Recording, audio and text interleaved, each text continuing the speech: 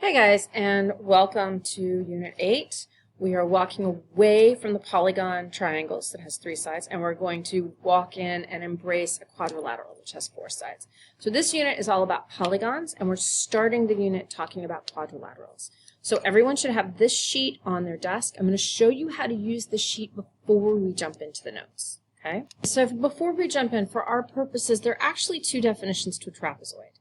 And I've always done it as the exactly, but we're gonna embrace this, and we're gonna say at least. So I want you to cross off the word exactly, and I want you to change it to at least. Okay?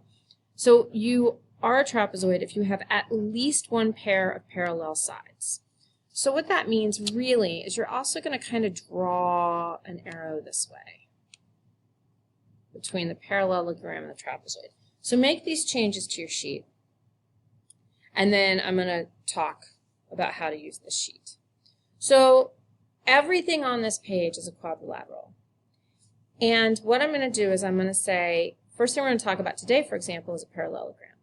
So a parallelogram looks like this drawing here. It is a quadrilateral. Everything above it is a quadrilateral. So if it's a parallelogram, it's a quadrilateral and a trapezoid. A parallelogram is the one we're going to talk about the most. It has 2 pairs of parallel sides. The opposite sides are congruent. The opposite sides are parallel. So if I look at this side and this side, they're both parallel and the same length. Opposite angles are congruent. So we're talking about this one and this one right here. Okay, are congruent, and this one is congruent to this one. Okay. Consecutive angles are supplementary. What that means is angles that are next to each other. So these 2 angles add up to 180. These 2 angles add up to 180. These 2 angles add up to 180. And these 2 angles add up to 180. That angle doesn't look very good. Let me fix that. That doesn't look good. The last one is that the diagonals bisect each other. So a diagonal is a line that runs from one corner to the next corner. That would be a diagonal, and this would be a diagonal. And this point right here is the midpoint of the 2 diagonals. It cuts them both in half, which tells you a lot, okay? And we're going to go over that today. So now let's go over how to use this sheet to your advantage, okay? So let's go down and let's say that I have something that I identify as a rectangle. A rectangle looks like this drawing. It's got 4 right angles, not just 4 angles, but they all have to be right, and the diagonals are going to be the same length. But that's not all that's true about a rectangle. A rectangle is the same as everything above it. So a rectangle, if I go up this line, is also a parallelogram. Not only does it have 4 right angles, not only are its diagonals congruent, but diagonals bisect each other, consecutive angles are supplementary, opposite angles are congruent, opposite sides are parallel congruent. And it also has 4 sides. And because it has 2 parallel sides, it does have at least 1 pair of parallel sides. So it's also a trapezoid. So a rectangle, as we go up our drawing, is also a parallelogram, is also a trapezoid, and is also a quadrilateral. If I have a square, which is the most special quadrilateral of all, it's very specific. It's got 4 right angles and 4 congruent sides, and the diagonals are congruent, and it's got, we already talked about 4 right angles, and the diagonals are perpendicular, and the diagonals bisect opposite angles, and they bisect each other, consecutive angles are supplementary, congruent, opposite sides are parallel and congruent. So it is a square, is a rectangle. It is also a rhombus. It is also a parallelogram. It is also a quadrilateral, and it is also a trapezoid. What? What you do is when you identify what the shape is based on its traits, it's not only the traits that go in the box, but any of the traits that are above it. Okay, so let's get going on these notes. So we already talked a little bit how to use the sheet. So really what we're going to do here is we're going to write out those definitions. You really need to learn the distinction of a parallelogram. Very important. It comes up a lot in math. It comes up a lot in geometry, and we need to know it. So let's practice writing this down. Properties of parallelograms. You have your sheet next to you. Opposite sides are parallel, right? Opposite sides are parallel. Opposite sides are also congruent. Diagonals bisect each other. What does it mean if they bisect each other? It means they cut each other in half. Opposite angles are congruent, so the angles on opposite sides are equal. They are the same value. And consecutive angles are supplementary. So angles on the same this way. So the bottom angle and top angle, the 2 top angles, the 2 bottom angles, They're supplementary. They add up to 180. So these are all the rules of a parallelogram. Remember, looking at your sheet, a parallelogram has all these things, plus it's also a quadrilateral because it has 4 sides. It is also a trapezoid because it has at least 1 pair of parallel sides. Okay. Let's go over how to do this. Here's our sheet again, okay, just for reference. We're going to classify each of these. So I'm looking at this.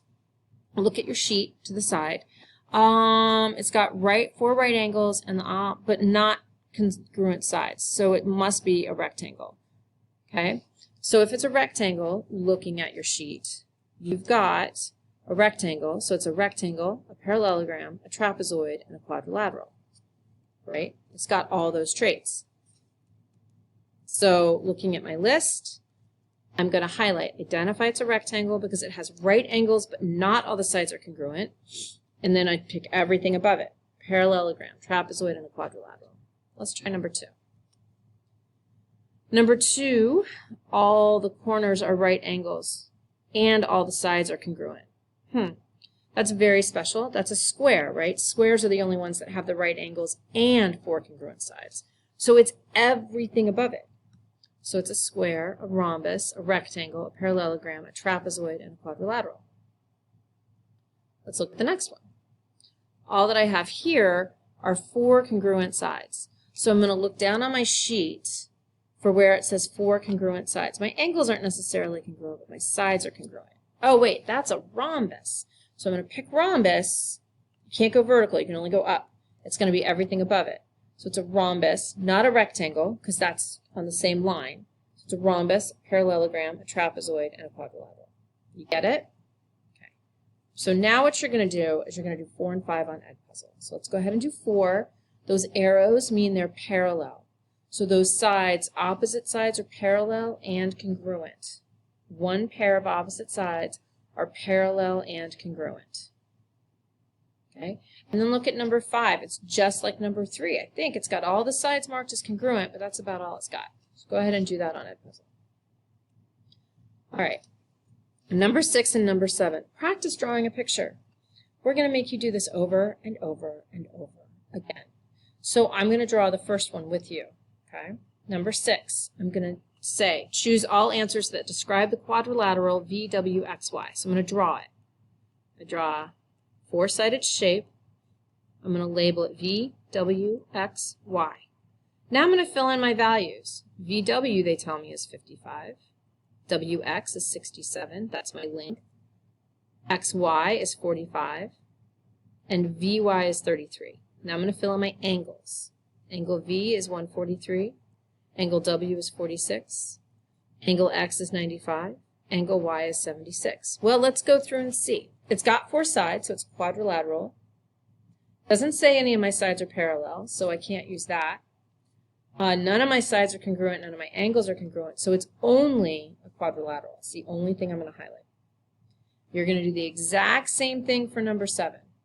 You are going to draw your picture just like I did, and you're going to fill in all your information on Edpuzzle. Okay, so you won't draw the picture on Edpuzzle, but I'm assuming that you're going to draw it on a piece of paper. Actually, draw it on your notes, and I'm going to sign off on it. So when you turn in Edpuzzle, I'll come around and ask to see your notes as well. I want to see the picture. Okay. Last one on these notes. Not a long thing. We're just learning how to identify these. So I'm looking at this drawing here. So it's got all sides are congruent. That's what these marks mean. They're all the same mark. And my opposite angles are congruent. Okay, so it's not a square because it would have to all be right angles. So it's not a square, and it's not a rectangle because the sides aren't square. But all the sides are congruent. So looking on my sheet, that means it's a, you got it, a rhombus.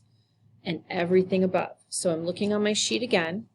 So I'm going to mark it as all sides are congruent. That means it's a rhombus. And I'm going to highlight everything. Oops! Rectangle should not be highlighted. I'm going to fix that. Hold on. Okay, even teachers make mistakes. Rectangle it is not because it does not have a 90-degree angle, right? All the sides are congruent. The opposite angles are congruent. They're not all 90 degrees. They're not all the same value, so it cannot be a square. It cannot be a rectangle. So it's a rhombus, and then I go up on my sheet. Parallelogram, trapezoid, quadrilateral. Okay? What you're going to do is you're going to use that sheet in your notes, and you're going to do the Delta Math assignment identifying quadrilaterals. I think you guys got this. Oh, wait. Do number 9 on the Ed puzzle first. Sorry. Then you're going to do your quadrilaterals. Delta math.